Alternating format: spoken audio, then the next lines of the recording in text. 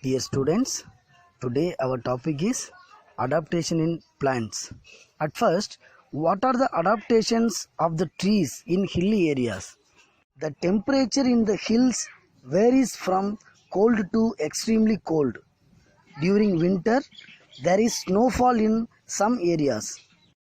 Trees that grow on the hills have adapted themselves to survive the cold and windy conditions.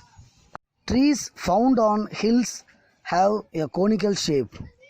For example, pine trees. Pine trees have a conical shape. Due to this shape, water and snow easily slide down the leaves and does not settle on it. The leaves of the pine tree are needle shaped and coated with wax. Thus, they do not get damaged by extreme cold. The roots grow deep into the soil so that the trees can withstand against strong winds. Coniferous trees do not shed their leaves. They are called evergreen trees as they remain green throughout the year. Marshes. Marshes have plenty of water and clay soil.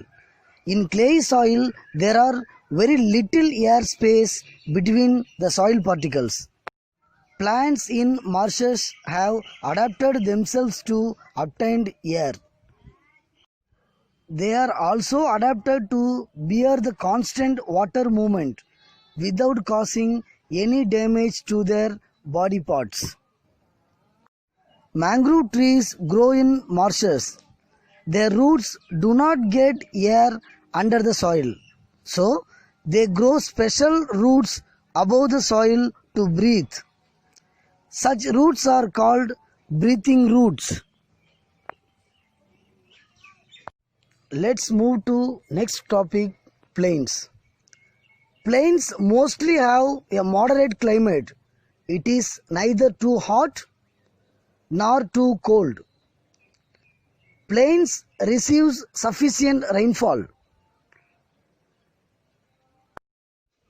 In India, trees such as peepal, gulmohar, sesam and teak shed their leaves in winter season to protect themselves from the cold weather. Such trees are called deciduous trees. In spring season, new leaves grow on these trees. Trees such as coconut, mango and banyan grow in hot and damp regions. They are evergreen trees. Coastal regions. Near sea coast receives high rainfall and the water can be salty. Coastal trees do not shed their leaves in winter season. Grasslands. Grasslands are large area of land covered with grasses.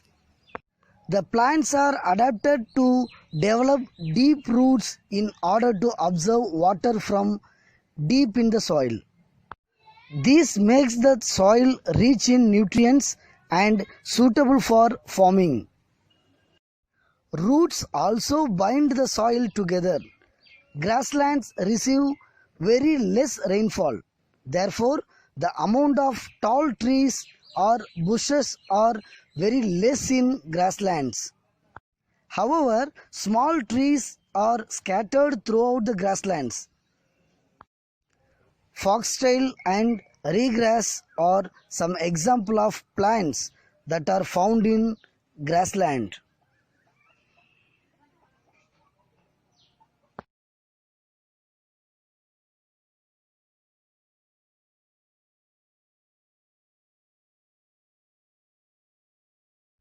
Forest. Forests are regions that are thickly populated with different kinds of plants. They experience heavy rainfall. Many variety of trees, shrubs and herbs are found here. Forests are home to a wide variety of animals and birds. The leaves of plants growing in the forest have waxy coating with pointed tips. They allow the water to drain away from the leaves. Also, the soil found in the forest are shallow. Plants growing in these soils have special roots that help them to stand firmly in the soil. Orchid, mahogany, rosewood, and sandalwoods are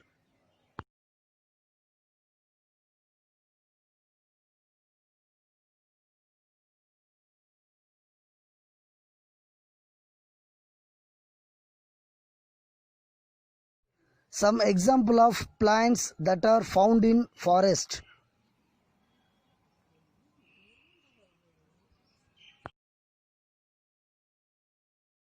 Aquatic plants. Plants that grow in water are called aquatic plants.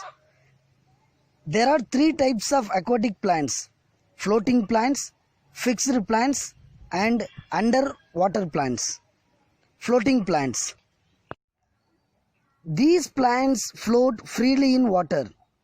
Floating plants have spongy bodies that are filled with air. This makes them light and help them to float on water. For example, duckweed. Fixed plants. These plants have roots that are fixed to the mud at the bottom of the ponds. They have adapted so that they can float, get enough air and sunlight to make food and prevent damage by flowing water.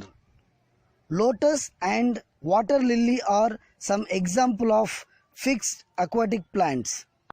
It have long and hollow stem with large air space. Underwater plants. Some plants remains completely beneath the surface of water. They are also called submerged plants. They have adapted to breathe underwater.